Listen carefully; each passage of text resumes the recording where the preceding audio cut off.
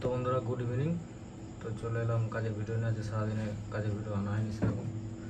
তো এটা একটা রিকোয়েস্টের ভিডিও। তো এই মুহূর্তে এখন কাজ হলো পূর্ব বর্ধমান জেলা বাগনাপাড়া কেশবপুরের এসবি সাউন্ড, আগে নাম ছিল সঙ্গীত বাংলা।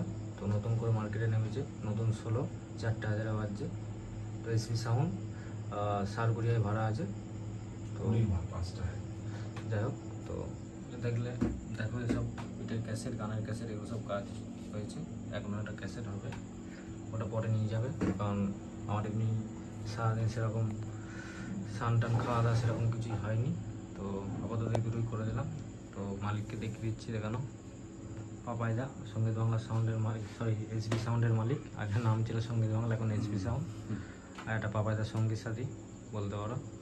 তো যাই হোক, এটা হচ্ছে 25-এর টার্ন বেস আর 7.3, যেটা সবাই করে নিয়ে গেছে, অনেক সেটের কাছে আছে। ওটা কম্পিটিশানের গান আছে, ভোকাল আছে।